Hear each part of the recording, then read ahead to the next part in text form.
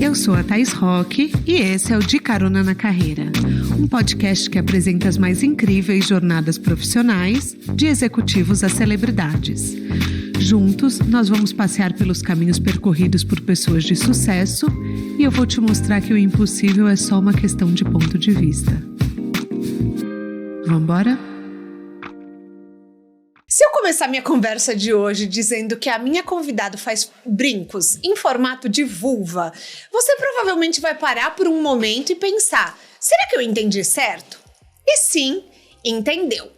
Ela também tem uma mesa de seios, entre outras peças que tornam seu trabalho marcante. Ou melhor, único.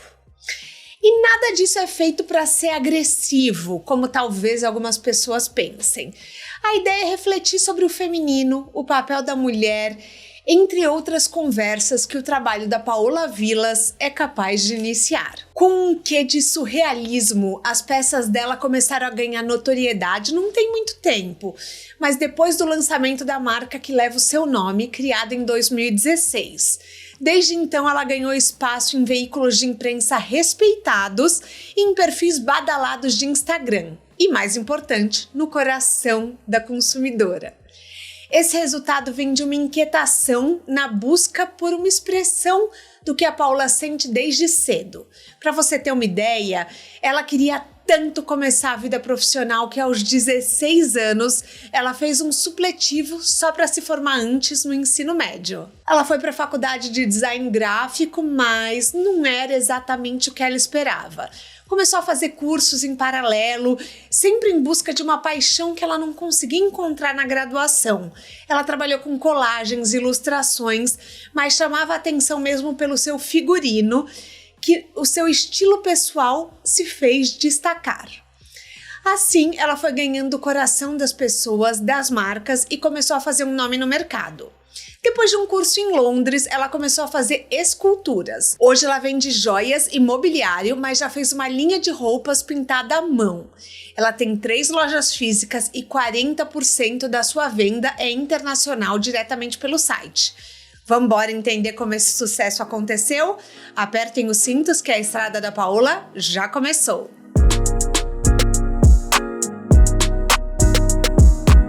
Paola, seja bem-vinda ao De Carona na Carreira. Obrigada. Quer dar um oi para os nossos caroneiros? Obrigada, bom dia. Gente, eu tô apaixonada. Depois, Danta, você dá um zoom aqui. Estou usando um brinco da marca dela. Mas, Paola, é assim, fiquei encantada com o seu trabalho. Parabéns. Obrigada. E uma coisa que me chamou muita atenção na sua história é que você tinha muita pressa de crescer. Eu falei no Abre, na abertura, que aos 16 anos você entrou num supletivo para se formar mais rápido. Eu nem sabia que isso era possível, tá? Nem eu. Mas qual que era a visão que você tinha dos adultos? Por que isso te seduzia tanto? Eu acho que era um espaço de maior liberdade mesmo, assim, e de conseguir investigar o que eu gostaria de investigar também. Eu me senti um pouco deslocada, assim, né, na adolescência.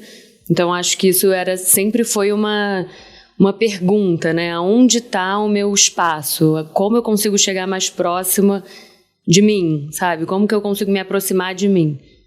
Mas é um questionamento bem profundo para uma adolescente de 16 anos. Eu tenho alma velha total. Você tem? Não, porque é muito curioso que normalmente eu vejo as pessoas terem a síndrome do Peter Pan, que é o quê? Não querer crescer. A pessoa querer ficar o tempo maior, longe das responsabilidades, com os pais, se possível, ajudando quem tem o privilégio dos pais poderem ajudar. E você queria ser independente, né? Eu sempre busquei, eu acho que a independência de conseguir fazer as minhas próprias perguntas, né? Eu acho que esse sistema hoje de educação, né, ele é muito ultrapassado e ele acaba engessando muito, principalmente quem gosta de questionar e quem gosta de fazer perguntas e já tem uma sensibilidade um pouco maior, assim, com o mundo. Então, eu me senti um pouco deslocada. Eu acho que isso foi o primeiro gás, assim, para eu começar a achar soluções para me movimentar, para sair daquele espaço, né? E daí você entrou na faculdade de design gráfico. Entrei. E você logo começou a vender o seu trabalho. Você fazia painéis, fazia ilustrações. Como que você precificava o seu trabalho? Porque seus pais não são da área. Zero. Então, e como que era, assim, por exemplo, como você entendeu o que vender? Porque hoje a gente sabe, hoje existe o Instagram, que é uma ferramenta que você pode divulgar o seu trabalho. Você ainda não tinha uma marca. Como você fazia para vender? Eu acho que, assim, até é interessante falar que eu entrei na faculdade de design gráfico de uma forma completamente aleatória, porque na inocência dos meus 16 anos eu li que a faculdade era de comunicação visual. E aí eu entendia que comunicação visual era algo muito mais amplo do que design gráfico, né? Que no final era lá o curso, né?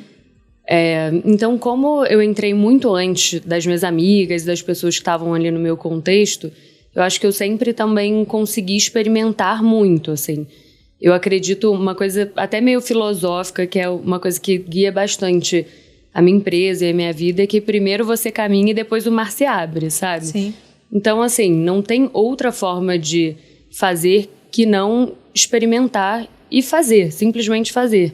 E aí você vai aperfeiçoando, entendendo até as questões do negócio ou as questões da vida no caminho, sabe? Eu acho que vida é movimento acima de tudo.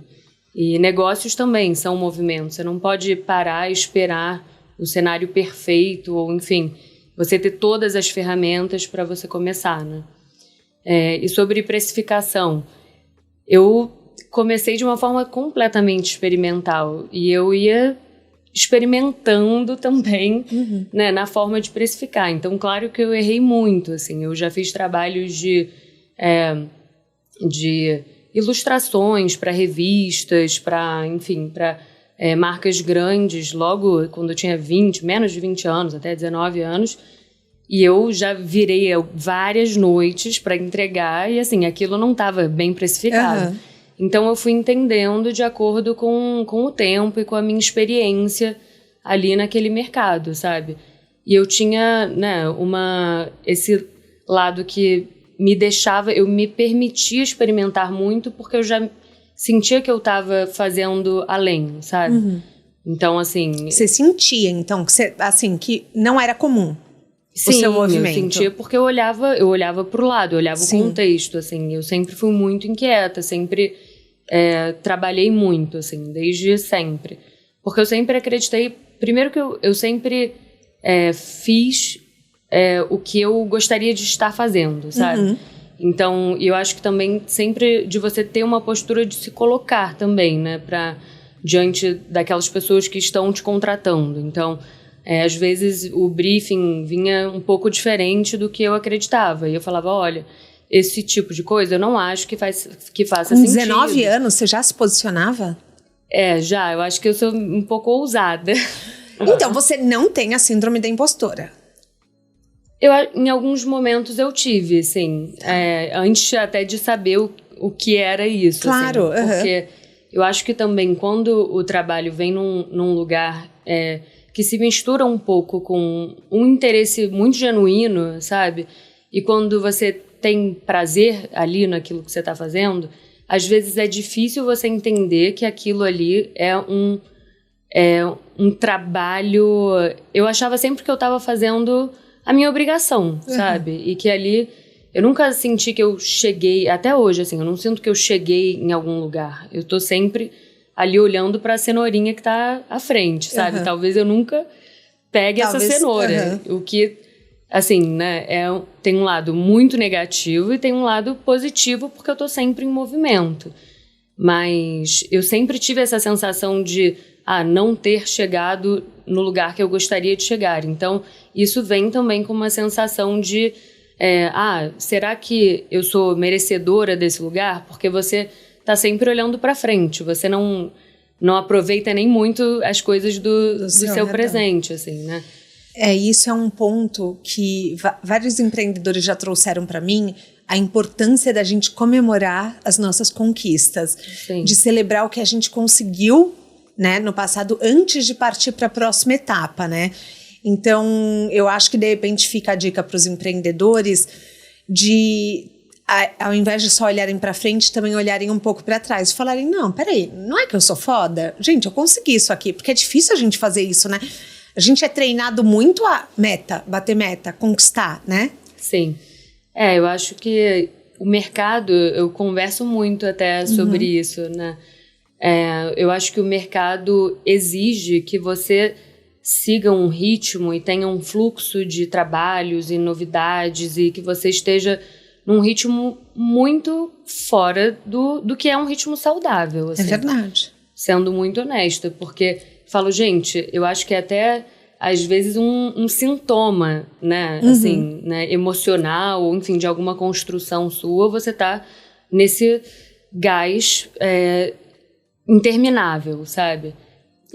Mas é uma coisa que pro negócio é muito positiva. Sim, né? Pro negócio é. Sim. O que não é pra nossa saúde mental. Exato. Então, acho que, assim, é meio que orar e vigiar, sabe? Você tem que... Ok, eu tenho essa característica, então vamos ter consciência, né, sobre ela. E aí você vai usando ela a seu favor, né? Mas sem se ultrapassar também, né? Sem se perder ali no caminho. Porque eu acho que saber dosar que é um pouco a dificuldade, né? Você encontrar ali o meio termo e saber usar mesmo, né, essas nossas características que às vezes vêm, né, com esse caráter, né, de sintoma, saber usar isso em seu benefício próprio e dialogar com isso de forma honesta, né? Então, acho que isso ajuda muito, né? Você cuida da sua saúde mental? Cuido bastante. Ainda mais aqui em São Paulo, né? Eu me mudei em 2019, eu fico entre Rio e São Paulo ainda,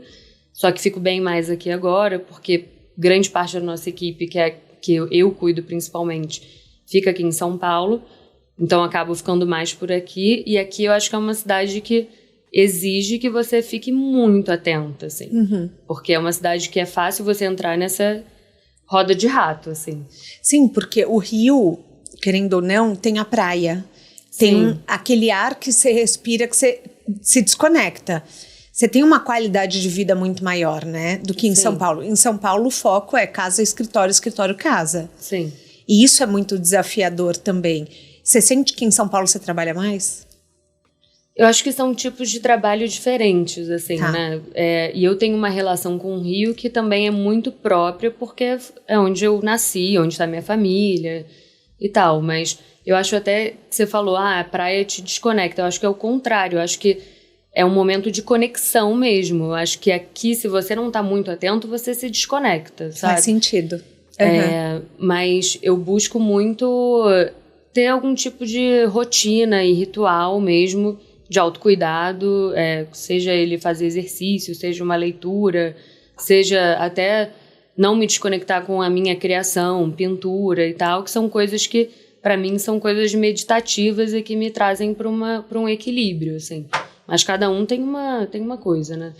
Sim. Tem uma ferramenta. Ferramenta. Você falou também que você faz análise, né? Faço. E que é super importante para o seu trabalho. Eu acho legal a gente falar isso. Então, para a pessoa que não tem condições financeiras, por exemplo, de pagar uma terapia, eu vou deixar no link, tem a CAPS, que faz atendimentos gratuitos. Então, se você quer tratar, por exemplo, a USP tem psicólogos voluntários gratuitos que atendem e tem outros lugares também, e eu vou deixar tudo no link do descritivo do podcast para você acessar. E, Paula, você chama as suas peças de esculturas vestíveis. E eu acho esse nome super coerente porque realmente é uma escultura. Você nunca pensou em expor em galeria? Você já expôs? Como que é a sua relação com as esculturas que você cria? Isso foi uma coisa que desde o início, assim, foi muito importante para mim. Foi eu abri um pouco esse lugar, né, que a gente tem no imaginário, né, até num imaginário meio clichê do que é uma peça de arte, do que é estar numa galeria, assim. E para mim, o que é mais importante é entender como essas peças que eu crio, como que essas criaturas vão estar no mundo e como elas vão vestir outras mulheres e como elas vão criar uma conexão entre duas pessoas a partir desse estar no mundo. Então, assim, para mim é muito importante que, muito além delas estarem condicionadas a um lugar, que as pessoas já entram por aquela porta né, com a expectativa de encontrar algo disruptivo ou algo que vá, né, quebrar ali algum tipo de paradigma ou que vai fazer ela pensar, e também que são pessoas muito específicas que frequentam esses lugares. Eu gosto, e a minha intenção também com o meu trabalho é que essas peças existam no mundo e que elas sejam portais para uma conexão entre duas pessoas ou uma conexão entre você e o seu feminino, entre você e aquela peça, e a partir da sua conexão com você e a peça, você abre uma porta para um mundo que onde tudo é um pouco mais possível, onde, né, a gente consegue tirar um pouco das nossas estruturas, desconstruir as nossas estruturas e conseguir reconstruir de uma forma mais próxima do que a gente sabe? Do que a gente acredita e tal. Quebrar um pouco de paradigma no dia a dia, sabe? Então, assim, eu acredito muito na força da circulação desse trabalho, dessa peça. Porque é muito impressionante, assim, quando eu comecei, né? Isso foi uma coisa que eu fui entendendo também, né? Porque eu sempre usei todas as peças que eu fazia, e eu sentia como aquilo, o que aquilo provocava no outro, assim. Então, desde, sei lá, tô entrando num elevador e aí alguma pessoa não se segura e fala comigo por conta daquela peça. Que legal. Eu tô passando as compras na caixa do supermercado, ela vai lá e faz um comentário e fica encantada. Ou eu tô numa galeria e a pessoa também... Assim, é meio que abrir uma porta de conexão com o outro também, né? Que eu acho que hoje é a coisa mais rara e especial. Você abrir uma conexão, uma portinha com o outro num lugar que é um lugar que não é trivial, né? Porque a peça te leva para um lugar mais lúdico, um lugar dos sonhos, assim. Então, para mim, não faz parte do meu trabalho esse lugar de galeria mesmo, sabe? Entendi. Faz muito mais parte... eu fazer com que a pessoa consiga mergulhar num universo, assim. E aí eu sempre eu comecei a fazer cenografia também, então eu fiz a cenografia. Eu amo que você faz tudo, tudo. Porque eu acho que, assim, o universo mesmo, esse meu universo é um universo de pesquisa que ele se materializa em esculturas vestíveis, que são as joias, né? Ele se materializa também em mobiliário, ele pode se materializar em diversas coisas, né? Ele é uma pesquisa sobre o feminino e sobre como a gente aprendeu esse feminino e como a gente consegue criar novos tipos de conexão e aceitação mesmo até desse feminino, sabe? Então, esse universo também consegue se traduzir para espaços, né, arquitetônicos, para cenografia.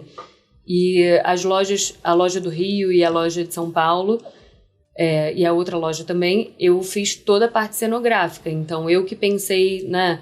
Eu que desenhei na loja do Rio, eu inclusive esculpi as paredes, o que foi uma loucura. Você tá brincando! E a gente fez, assim, eu criei como se fosse uma experiência imersiva de você entrar num corpo feminino, assim. Então, a loja tem um umbigo, ela não tem nenhuma parede reta, ela é 100% orgânica, né? E as peças estão todas expostas na parede. E também é uma outra coisa que eu acredito muito, assim, né? Porque o mercado... Eu não me coloco como uma marca de joalheria convencional. Eu comunico como joalheria porque é a primeira forma das pessoas entenderem o trabalho, né? Você mastiga ali e fala, beleza, joalheria. Mas até a forma de expor as peças é muito diferente do que seria numa joalheria convencional. Então, na loja do Rio, por exemplo, todas as peças estão penduradas na parede. Então, você não tem vidro, né, entre você e a peça. Então, você consegue tocar, ver, você mesmo consegue pegar, experimentar. Que legal. Nossa. Eu fico pensando que deve ser um desafio para quem é criativo precificar um trabalho que surgiu de você e que tem um valor inestimável. Por exemplo, as suas peças geram conversas. Por exemplo, você tem uma peça que é o que você está usando aqui, que é o dedo do meio, que às vezes numa reunião ela quer dizer mais do que 1000 palavras. Então, Às vezes uma mulher que não consegue se posicionar com palavras, usa sua peça e se posiciona de outra forma. E como você acha que a gente encontra quem está assistindo? Como que a gente encontra a nossa mensagem, a mensagem que a gente quer passar? Eu acho que primeiro é um processo de... É muito difícil, né? Você entender de cara ou você tentar entender o que é para então começar. Eu acho que assim, o primeiro passo é aquietar a mente e entender o que te dá prazer de verdade, sabe? O que te faz desejar, o que provoca um desejo, né? O que você gosta de fato de fazer. Sem tentar também romantizar muito, mas eu acho que no meu espaço onde eu tenho, na minha experiência, né, que é uma experiência onde eu misturo muito esse lugar mesmo muito intuitivo e muito íntimo e transformo isso também num negócio ao mesmo tempo, tem gente que eu acho que não precisa, às vezes, ter uma conexão tão íntima com aquilo ali. Tem gente que não precisa mesmo. Uhum. Mas eu acho que é a minha trajetória, né? Mas tem muita gente que busca. Que busca, assim. Eu acho que cada vez mais vai ser um lugar que as pessoas vão buscar, assim. E eu acho que é aquietar a mente, entender o que te dá muito prazer. Às vezes, essa coisa que te dá prazer por uma questão mesmo de autoestima ou de crenças e tal, você acha que vai ser um lugar muito difícil de você extrair um valor ou de você conseguir montar um negócio ou de você conseguir entender alguns caminhos mais práticos dentro daquela história, sabe? Uhum. Mas eu acho que é um lugar de você aquietar a mente, começar a fazer também, sabe? Começar a experimentar.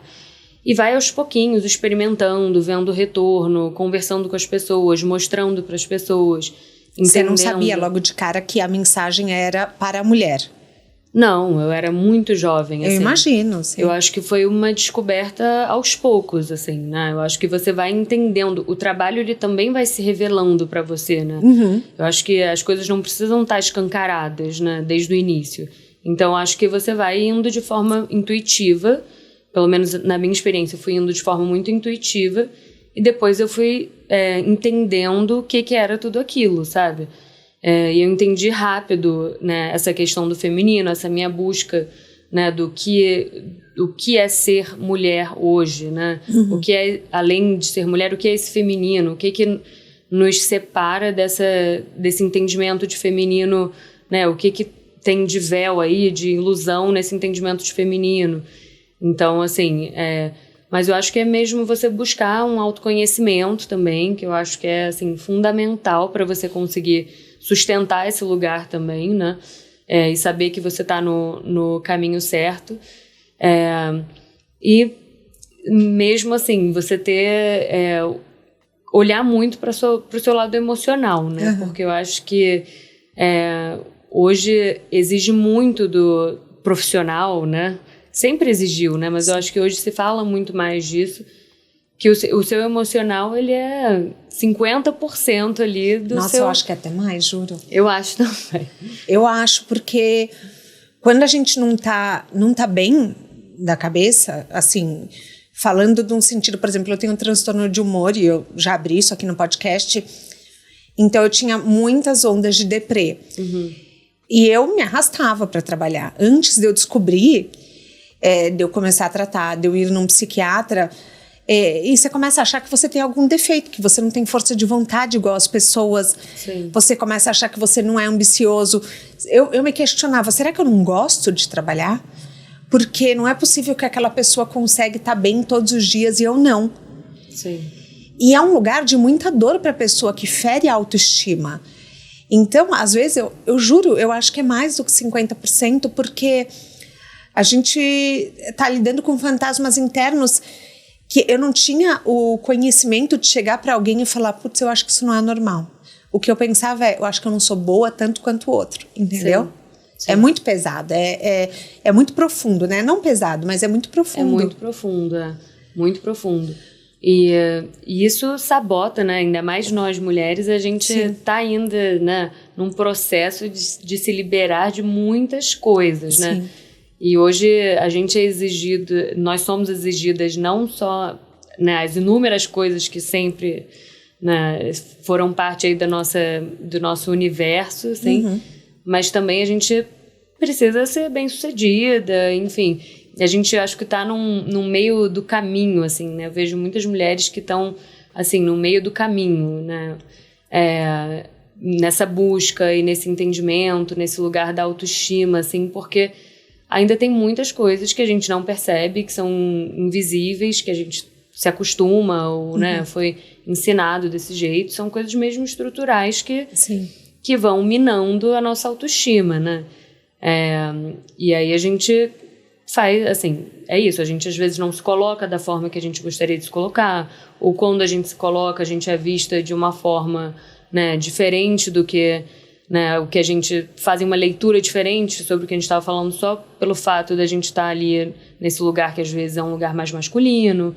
Enfim, são inúmeras questões, assim, mas isso que eu acho muito interessante, porque eu tenho várias clientes e colecionadoras, que a gente chama... Eu acho muito interessante isso, suas clientes serem colecionadoras da sua arte. É muito difícil a gente ter uma cliente que só tem uma peça, assim. É muito difícil. Por isso que a gente decidiu chamar elas de colecionadoras, né? Porque elas sempre falavam, eu coleciono. Que legal. E uma coisa que veio até, assim, né, dessas mulheres, assim, né? E nós temos muitas colecionadoras que estão, né, em ambientes totalmente masculinos e que usam, né, essas peças como ferramenta mesmo para elas se conectarem com essa potência do feminino delas, sabe? A gente foi muito ensinado que o feminino é delicado, é frágil, e que mesmo que a gente tenha uma força interna absurda, a gente tem que apagar essa força para se colocar de uma forma mais sutil, mais suave. E, assim, a gente está desaprendendo muita coisa, né? Com certeza. E isso também, né? O feminino é uma força muito potente, né? Com certeza. E até no... Tanto que quando a gente tem bebê, é dar à luz. Dar à luz. A mulher chamam de dar à luz. Você bota uma luz no mundo. Sim. E, às vezes, a gente é vista nesse momento como mais frágil. Sendo que é o momento que você criou um ser humano, né? É uma loucura, né? É uma loucura. É uma loucura. E aí a gente tem, assim, várias executivas que têm um brincozinho de vulva, e eu sou muito também sensível com a dimensão das peças, né? Porque assim, eu acho que a parte interessante, assim, do meu trabalho é que esses pequenos portais consigam penetrar lugares em que eles não penetrariam se eles fossem, de repente tivessem uma dimensão grande. Descarados, exato. Eles têm uma sutileza, assim, que eu falo que até uma sutileza meio sacana, sabe? Sei. Então, tem uma mulher super, super executiva e tal, às vezes fala que tá, assim, numa reunião de conselho, ela é a única mulher na sala, mas ela tá usando um brincozinho de vulva, um anel de vulva, e às vezes um cara, assim, um homem fica olhando, assim, mas a pessoa às vezes nem imagina que a outra vai ter a coragem de usar aquilo. Mas ela tá usando, sabe? É um manifesto usar a sua marca. Sim. É uma conexão, eu acho, né? Você se conectar com aquilo e aquilo te dá uma força, assim, na sutileza também, sabe? Nesse detalhe. Uma coisa que é com você, né? E você mesmo, assim. Que dica você daria para quem quer viver da criatividade? Eu acho que a gente tem ferramentas muito potentes hoje que estão na nossa mão, né? Que é o digital, o meio digital, assim, né? As redes sociais são muito potentes, assim. A gente construir uma imagem e ter mesmo esse cuidado com essa construção de um universo inteiro, né? Que não está só na imagem, mas desse universo conceitual e dessa linguagem nas redes sociais, eu acho que isso dá retorno, assim. E quanto mais... eu vejo, assim, muitas pessoas, às vezes, olhando muito pro lado, olhando para fora, assim, né? Quando elas estão tentando estabelecer alguma linguagem criativa e tal. Eu acho que é um exercício muito mais de olhar para dentro e entender o que você conseguiria colocar para fora, que seria... único ou que seria de fato novo, né? do que você olhar para ver o que as outras pessoas estão fazendo. Porque você vai se destacar nesse lugar que é o mais peculiar, que é o mais especial, que é o mais único, né? A gente vive num mundo onde tudo já foi feito, né? Sim. É tudo completamente saturado, né? E eu acho que quanto mais específico, né, você for, no início principalmente, melhor. Então, e não só, né, se for um produto, né? Não só no produto, mas também ter esse cuidado de passar, entender o que você está comunicando ali naquele produto, né? E entender que esse universo ele deve conseguir expandir também para a imagem que você está fazendo, também para o vídeo que você vai gravar, também para o tom de voz que você vai colocar ali, sabe? Então, acho que é entender as coisas de uma forma mais ampla e conseguir comunicar, né, nas redes sociais, que eu acho que são ferramentas muito potentes, né, hoje, comunicar de uma forma interessante, né, e que se conecte com um público que desperte esse interesse, assim, sobre a coisa que você está fazendo, né. E as redes sociais te ajudam muito, tanto que 40% do seu faturamento do site é internacional, ou seja, para as pessoas descobrirem o seu trabalho constantemente fora do Brasil. Você não faz o Instagram em inglês, né? A gente faz. Vocês fazem? Faz meio a meio. Assim. Meio a meio. Porque é um público muito grande vindo de fora. Eu fiquei impressionada com esse número.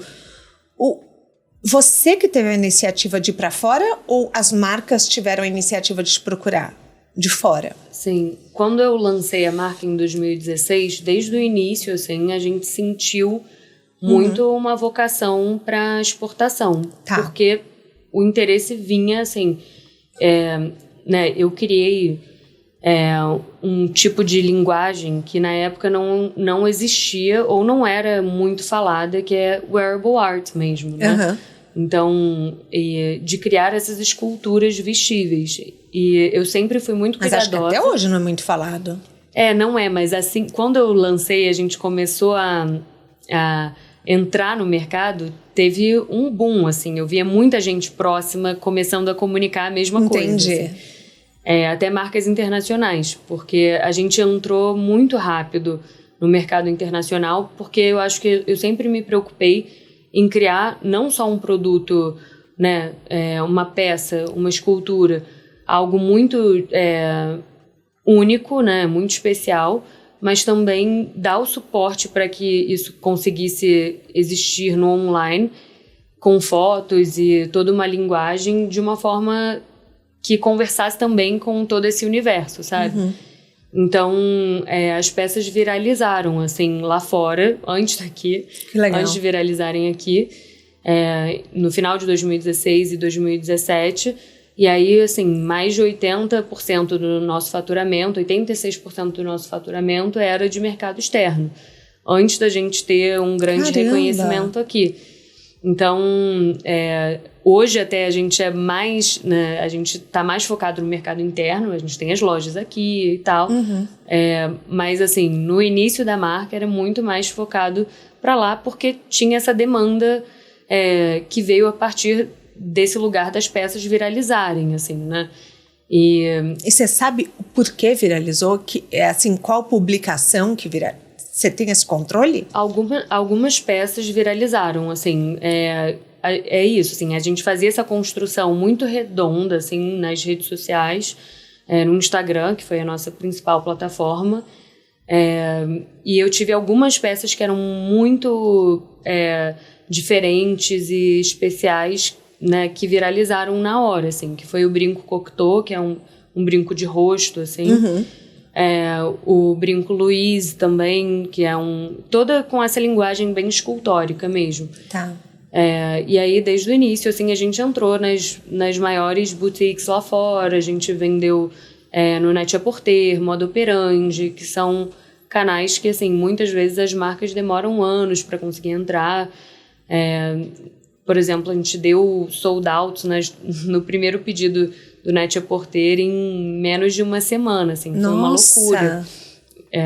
E aí a gente fez até uma reunião lá em Londres com a CEO do Net-a-Porter, foi super legal, assim, que máximo. o retorno, sabe?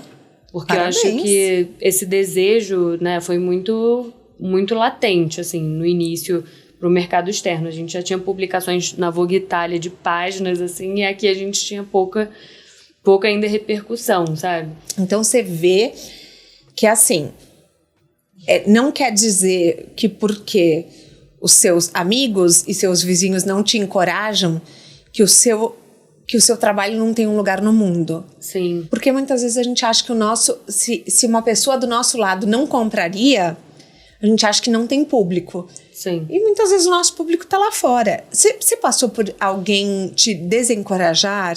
Alguém chegar e falar, não sei se isso vende? Já aconteceu com você? Eu mesma, né? Você tá brincando. Sim, quando eu criei o bracelete Louise, que é até esse aqui que eu tô usando, eu nunca imaginei, assim, que...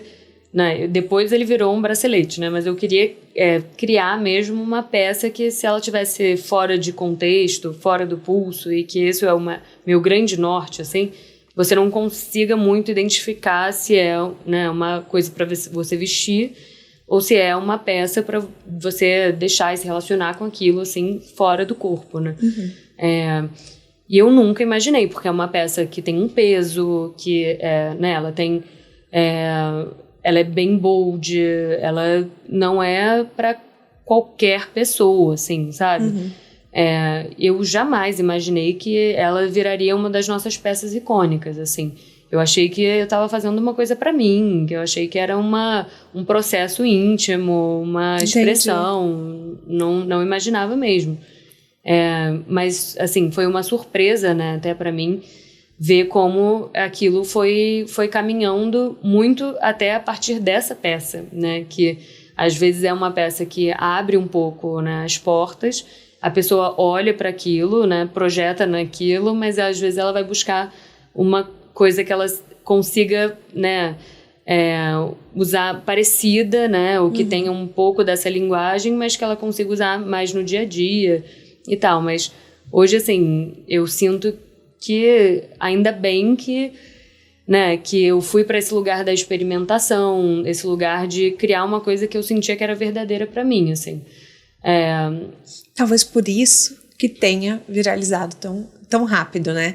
Porque você fazia muito da sua essência. Sim. E você era muito leal a você, sem olhar pro lado. E você falou, olha, eu achei que era um trabalho íntimo.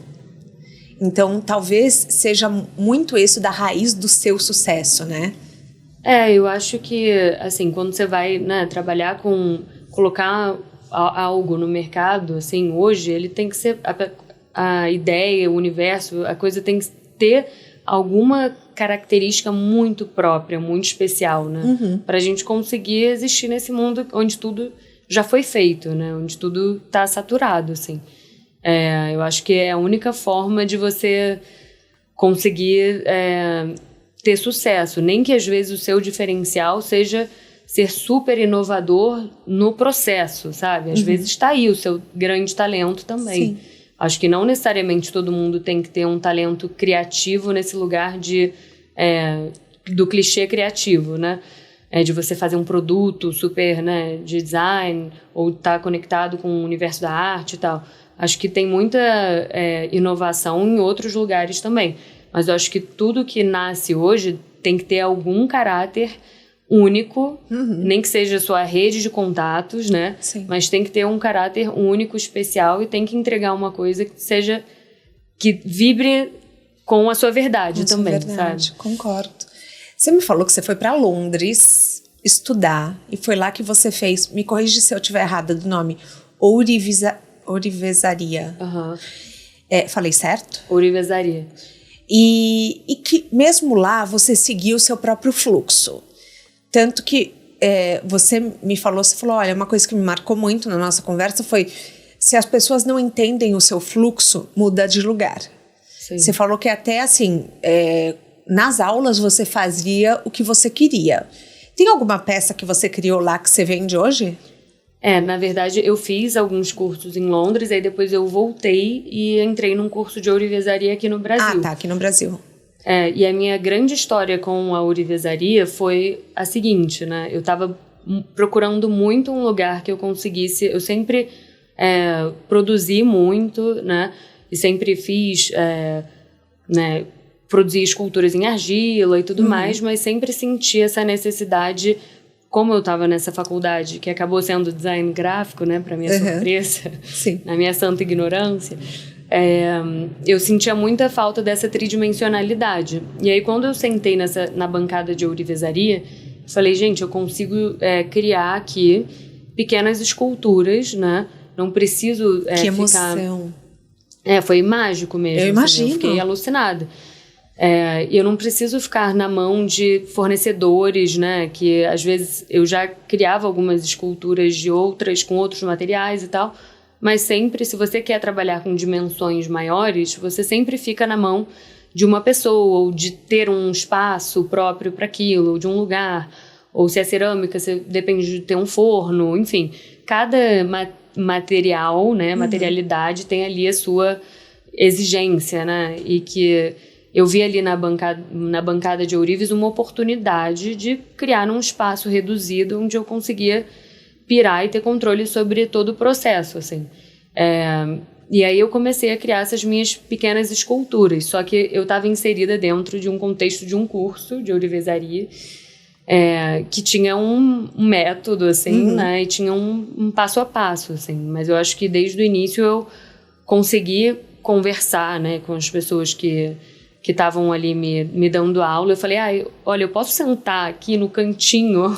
Entendi. E ficar construindo uma coisa própria, né? Eu não tinha o menor interesse em fazer um brinco de rosa, uma coisa que estava ali na cartilha deles, sabe? Eu acho que também vai da sensibilidade da pessoa que está ali, né, te dando aula, de você encontrar alguém que tope e fale, não, beleza, identifique ali que você está realmente engajado e querendo fazer uma coisa diferente, né? E eu ficava ali no cantinho fazendo as minhas loucuras, assim. E aí passava o tempo, eu nem percebia. Ficava 4 horas sentada, nem percebia o tempo passar, assim. Você tá brincando. E aí eu montei uma bancada de ourives, tipo um mini ateliê dentro do meu quarto com um botijão de gás. Era uma loucura. Meu Deus, você é doida! Com um botijão de gás? Porque tem que ter maçaria, colocar solda e tal. E aí eu morava com os meus pais, né, era super nova, e aí eles ficavam enlouquecidos, que eu virava à noite, porque aí eu comecei a pegar encomendas também. Eu usava as peças e aí as pessoas falavam, eu quero uma igual e tal. E aí eu ia pegando todas as encomendas. Claro que era uma loucura para dar conta, né? Eu estudava, fazia vários outros projetos, trabalhava. E aí eu virava à noite fazendo as encomendas. E aí depois eu comecei, aí eu contratei uma das professoras da minha aula de ourivesaria, aí fui indo aos pouquinhos tentando encontrar os meus parceiros de negócio, assim. E quando que você saiu do apartamento? Eu saí, na verdade... Pra abrir uma loja, assim? Sim, eu parei né, eu comecei a não dar conta de eu mesma fazer, né, a produção das encomendas. Porque é uma coisa muito artesanal, leva muito tempo. Já leva tempo para um ourives que tem, né, 30 anos de experiência. Imagina para uma pessoa que eu tinha, 2 anos de experiência. Então, era tudo muito mais devagar, né? Assim, e aí eu abri um ateliê. Eu tive uma primeira estagiária, que depois foi até trabalhar na Vivara, em vários lugares, assim. Que legal. Foi super legal. E ela falou até que quando ela foi contratada na Vivara, uma das coisas que fez ela entrar foi ela ter falado que trabalhou com a gente antes, assim. Que legal. Ela foi a minha primeira estagiária e a gente ficava, assim, em casa, num escritório que tinha dentro do quarto, uma segunda parte, assim. E era uma loucura, porque eu já exportava nessa época. Então, assim, mal sabia todo mundo que você estava exportando do seu quarto. Exato. E a gente colocava, e é super legal, porque a pessoa, mesmo o cara que recolhia a exportação, né, na casa dos meus pais, onde era eu e mais uma estagiária ali num quartinho, foi o mesmo cara que começou a recolher depois no ateliê, que a gente abriu 1 ano depois, e hoje é o cara que recolhe na loja do Rio. Então, assim, é muito legal, né? Toda vez que eu olho pra ele, eu falo, você acompanhou, você sabe de tudo, né? E a gente tem uma super relação, assim, né? Porque legal. Eu falo, o negócio, assim, negócios são seres vivos, né? não é muito diferente de um ser humano, sabe? Concordo. Você tem que dar estrutura, você tem que alimentar, você tem que, quando é recém-nascido, te exige, assim, absurdos, depois, né, vai crescendo, vai ficando mais independente. Eu falo que hoje a Paola Vilas é um adolescente. Assim, então exige um pouco menos, mas a gente ainda tem que estar sempre ali, né, dando bastante da nossa energia. Assim. Ainda não caminha sozinho. Ainda não caminha sozinho, né? Eu acho que eu vejo muito, né, a marca, a empresa e esse universo como um universo de expansão constante, assim. Por isso, será que algum dia vai caminhar sozinho? Não sei, porque a gente está sempre crescendo numa velocidade muito grande, assim. Esse ano a gente vai crescer 4 vezes. Caramba! Em relação ao ano passado. Então, fora alguns projetos internacionais que entraram no meio do caminho que não estavam na projeção. Então, assim, acho que vai ser até maior, assim, né, esse crescimento. Então, assim, como é uma empresa de crescimento também, né, e de muita mudança, eu acho que a gente está sempre nessa fase, né, do experimental também, né? Porque quando você está crescendo é difícil, né, você ter todos os processos bem estabelecidos, você ter toda a estrutura redondinha, né? Porque toda hora está mudando. Então, assim, mas é um exercício, né, de crescer e organizar, crescer e organizar, crescer e organizar. Você pensa em abrir uma loja fora? Penso. Legal. A gente tá... Mas é uma coisa que eu tenho muita consciência, assim...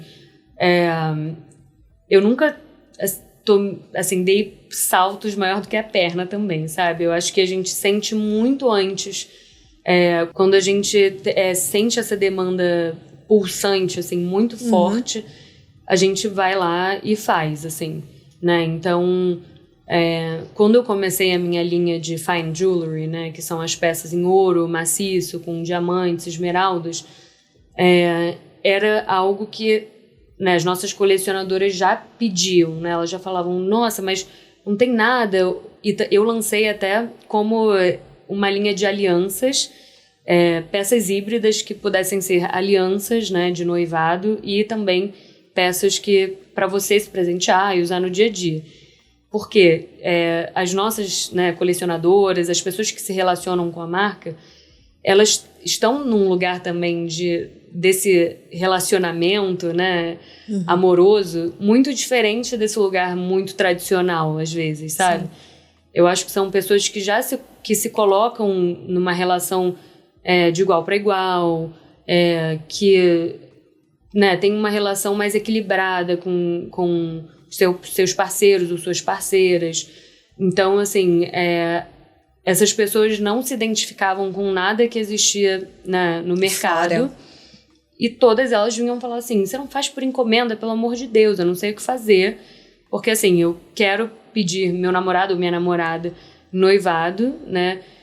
E eu acredito nesse lugar, assim, dessa celebração do amor e dessa, né, de construir alguma coisa sólida com outra pessoa, mas eu não consigo me identificar com nada. Eu acho até, assim, me sinto até meio mal de usar uma coisa muito clássica, porque tem muitos valores que estão, às vezes, ali que eu não concordo. Sim. E tal. Se você for pensar nessa tradição, tem muitas coisas que são muito distantes do universo de uma mulher contemporânea, ou de homens contemporâneos também, né? Então, a gente sentia, assim, essa demanda muito forte e a gente... Eu não tinha capacidade de fazer peças exclusivas e aí eu lancei uma linha de fine jewelry com esse foco em alianças, né? E foi super sucesso, assim, né? Não, é um sucesso. E eu também quero indicar a mesa de seios, que é o meu mobiliário preferido, que é incrível. Então, Paula, vamos falar seu site, suas redes sociais, para que as pessoas vejam as suas esculturas. Sim. O site é paolavilas.com.br e o nosso Instagram é @paolavilas, tudo com um L só, simples. E o seu? O meu é vilas.paola. Vilas.paola. Você também posta lá... Você faz trabalho de influenciadora? Quase nunca. Tá. Muito raro, assim. Eu faço apenas com marcas e pessoas que eu acredito muito no universo e que tenham uma conexão muito verdadeira. Tá. Assim, com o nosso universo. Não, porque eu fiquei curiosa porque eu quase não achei nada no seu Instagram. Daí eu fiquei com essa sensação? Será que são só posts pessoais? Será que também você vai lá, você fala, você abre caixinha sobre o seu trabalho? Você conversa?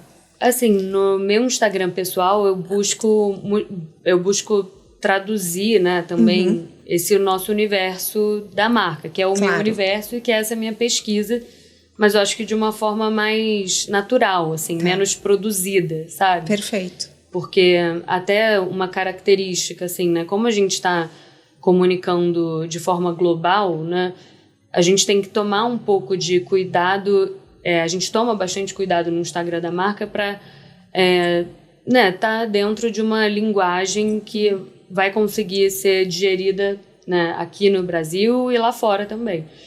Então, assim, e aí no meu Instagram pessoal é mais em português, então, né, é mais, talvez um lugar mais humanizado, né, do meu trabalho, talvez mais fácil de você perceber como aquilo ali se reflete na vida de uma pessoa, enfim. Sim. Bom, as minhas redes sociais vocês já sabem, @ThaisRock, e agora tem o meu livro que saiu, chamado Doce Jornada, que é um romance sobre a Mabel que tenta se encontrar profissionalmente, uma mulher de 30 anos que enquanto ela busca a felicidade profissional, ela também vai vivendo grandes amores. Eu vou deixar o link no descritivo do podcast para vocês comprarem. E Paola, o que é sucesso para você? Bom, é filosófica essa pergunta. Muito, né? E eu sei que você é profundo e vai me dar uma resposta profunda. Eu pergunto isso para todos os convidados. Sucesso para mim é você conseguir identificar as coisas que te fazem se conectar com você mesma, sabe? E você conseguir não só identificar, mas você conseguir existir com elas, sabe? Você, nem que como o seu trabalho, por exemplo, né? Eu acho que se você está super conectado e se você está em movimento, se você está numa expansão verdadeira no seu trabalho, isso é um sucesso. Esse fluxo de expansão e que te provoca um estado de presença, de conexão e de felicidade, assim, de plenitude, né? Mais do que alegria, eu acho, assim, de plenitude por você se sentir conectado. Às vezes também uma série de coisas, né? Que eu acho que a gente também nós não somos só trabalho, né? Mas uma série de coisas que estão relacionadas e interligadas ali na sua vida, assim, né? Então, eu acho que essa identificação e você conseguir colocar essas coisas ou esses sentimentos, essas coisas que te fazem sentir mais conectadas com você mesmo e mais feliz e numa certa plenitude, assim, sabe? A gente tem um quadro aqui que chama Pneu Furado, que é assim: toda estrada tem seu erro, seu perrengue, que muitas vezes acabam sendo uma bênção, ensinam mais do que um MBA. Que erro que você já cometeu profissionalmente que no final foi um grande acerto? Que você falou, nossa, graças a Deus que isso aconteceu. Alguns, assim. Eu acho que um que foi bem marcante pra gente foi no início, assim, da marca, quando eu ainda era na casa dos meus pais, eu era super nova. A gente conseguimos uma encomenda para vender para uma multimarcas em Londres, a multimarcas mais desejo, assim, de Londres. Beleza, fizemos todo o processo, né? Produzimos as peças, fizemos toda a parte burocrática, porque as multimarcas muito grandes têm todo um método, um processo de envio e tal. Enviamos, né, por FedEx, eu viajei para fazer um trabalho também, para encontrar, na verdade, uma colecionadora numa feira de artes, que era uma colecionadora gringa, que me convidou. Viajei para encontrá-la. Quando eu volto, né, descubro que o caminhão inteiro da FedEx tinha sido roubado na Dutra. Você tá brincando? E foi um caos, né? Porque como você vai explicar para multimarcas em Londres que toda a encomenda foi extraviada e, assim, era um pedido grande e eu fiquei, assim, sem muito saber o que fazer. E na época, assim, sei lá, a gente tava aprendendo ali, né? E aí a gente fazia o seguro por caixa, né? Aí, só que o seguro por caixa é de $1.000. Não era o caso, né? Tinha muito mais ali por caixa. Então, assim, foi um caos. A gente não... né? Foi super difícil para reconstruir esse relacionamento com a multimarca. Foi para conseguir explicar para eles o que de fato tinha acontecido, sabe? Eles não entendiam muito bem. Enfim, foram uma série de detalhezinhos, principalmente desse relacionamento com o mercado externo, sabe? Sim. Que foi um big aprendizado, assim. Depois dessa, a gente virou expert. Até o próprio relacionamento que a gente começou a construir com parceiros, né, aqui e... né, que deram consultoria pra gente sem ter esse formato de consultoria, porque quando você tá no desespero, você dá seu jeito, sabe, pra solucionar. Então, assim, foi uma aula de exportação. Aí depois a gente exportando, por exemplo, pra China, é muito detalhe, né? E dependendo de qual mercado você tá exportando, tem lá suas regras e seu protecionismo a mais ou a menos, né? Então, assim, tem muitos detalhezinhos que não tem como você, de início, se você não tiver, né, com alguém fazendo junto, você vai dar umas erradas, assim. Mas todos esses erros, hoje eu vejo que, né, foram aulas pra gente não errar pior lá na frente, sabe? Qual que é o país mais difícil de exportar, com mais burocracia? Ai, pra gente foi a China. China? Muito difícil. Foi muito difícil, assim. Tem milhares de códigos, aí tem... Assim, a gente exportava para Hong Kong, super forte, para uma multimarcas lá, e para uma outra multimarcas na China. E aí foi bem, assim, trabalhoso. Aí chegava lá, a peça para na alfândega. E outro país difícil foi complexo, foi Rússia também. Rússia? Caramba, você já foi para lá? Não, nunca fui, mas as peças era muito louco, porque a gente tinha Rússia e Ucrânia, né? Bem, assim, a gente tinha uma comunidade mesmo de pessoas que eram fãs da marca. Na Rússia a gente parou de exportar, né? Sim. Hoje a gente não exporta mais para a Rússia, mas a gente tinha uma grande comunidade de mulheres que eram apaixonadas pela marca. A gente ainda vende na Ucrânia para uma multimarcas lá, mas reduziu bastante também. E para a Rússia a gente parou de exportar. Mas foi uma loucura, assim, né? Você entender aonde as peças chegam, né? Aonde as peças chegam, a sua arte, a sua mensagem, né? Sim, e para a Rússia foi bem, bem complexo, assim, quando a gente exportou. Porque cada lugar tem suas especificidades, seus detalhes, uma forma, né, da alfândega operar. Então, assim, você tem que meio que entendendo. Né?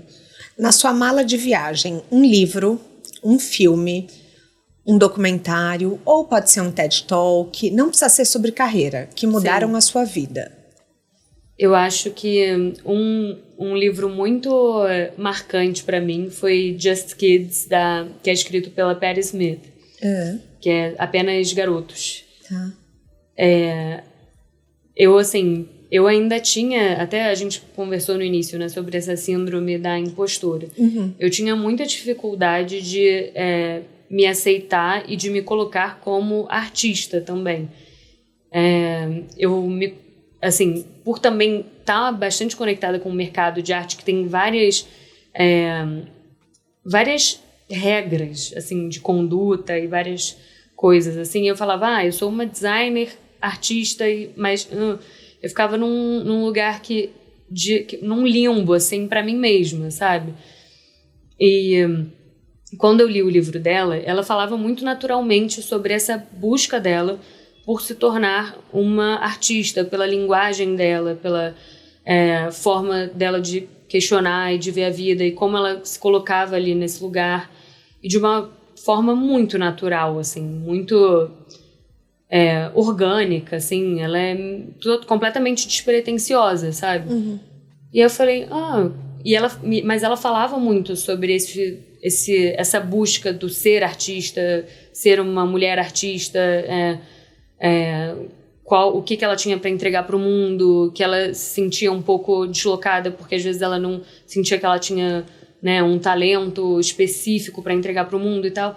E aí, a partir desse olhar dela, né, foi uma libertação para mim, assim, né, de falar, legal. Nossa, ela conseguiu me conduzir pelo livro, né, pelas passagens e tal, a um lugar de autoaceitação, né, e de mesmo poder falar por que eu tô me sentindo não artista ou menor do que alguém que tá, né, ali, tem um trabalho beabá que segue ali as regras do que é, né, um artista contemporâneo hoje que esteja ali numa galeria precisa seguir, sabe? Então hoje eu falo que eu sou uma artista _designer multidisciplinar.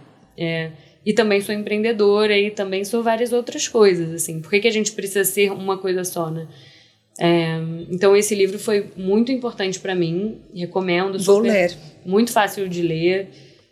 Fala também sobre um amor, um romance, né? Que era, eu acho que é um amor mesmo tão verdadeiro que ele, né, se mistura com uma amizade, com um amor, né, um amor mais sexual também, entre ela e o Robert Mapplethorpe, que é um fotógrafo, enfim, artista também, em Nova York, numa época, né, super interessante, assim, né, de muita ebulição, assim, criativa. E um filme que eu acho que foi muito importante, assim, para mim, em termos estéticos, foi A Cor da Romã, que é um filme que é, assim, uma poesia meio lírica e tem muito de música, tem muito de uma construção visual muito única, impactante ao mesmo tempo, intensa. Eu acho que ele foi um dos meus nortes visuais, assim, para construir esse universo. Vou assistir. Assim. É bem, bem legal, assim. É muito visual, é muito lindo e muito sensorial também. E tem outro livro também que é muito legal, agora que eu lembrei, assim, que é Kazuo Ono. Foi um cara que um dos grandes nomes do Butô, que é uma dança, uma expressão corporal, meio teatral, meio dança, uma expressão corporal mesmo, de origem japonesa. Mas, enfim, nesse livro, que é super legal, eu amo essa editora, número 1, é um encadernamento maravilhoso, tudo lindo. Nesse livro, ele escreve, assim, os treinos, ele escreve não, né? Uns alunos foram lá, ele dava essas aulas numa periferia do Japão, e aí alunos foram lá registrar esses treinos que ele passava. Interessante. Muito legal, que ele passava para os outros alunos. E aí são escritas em devaneio, assim, então não tem muito pé nem cabeça, sabe? É tudo meio... Mas faz total sentido, assim, né? Quando você lê o todo. Mas é uma escrita muito como pensamento, sabe? Sim. Então é muito fluida, assim, a escrita. E me ajudou muito a desenvolver um estilo de escrita também, porque acho que faz muito parte do meu trabalho a criação das peças e depois eu escrevo sobre aquilo que foi criado. Então, me ajudou muito a entender o meu trabalho, sabe? E a desenvolver uma forma mais livre de escrita, sabe? Sem tentar ficar muito dentro de uma caixinha, né? De início, meio e fim e tal. A gente chega ao fim da nossa carona, mas eu queria muito te agradecer. O seu trabalho é incrível, assim. Obrigada. E é importante a gente contar histórias de pessoas que tiveram coragem de ir atrás dos sonhos. É por isso que eu faço meu trabalho. Então eu queria agradecer a sua generosidade de contar a sua história. Obrigada pela generosidade do convite. Imagina. De Carona na Carreira tem a consultoria de conteúdo do Álvaro Leme, a supervisão do José Newton Fonseca, a sonoplastia e edição do Felipe Dantas e a identidade visual do João Maganin. Todas as dicas que a gente abordou aqui estão no descritivo na plataforma que você nos escuta. Bora lá no Instagram falar mais sobre o episódio de hoje? A gente volta na próxima semana com mais um De Carona na Carreira. Um beijo grande. Obrigada!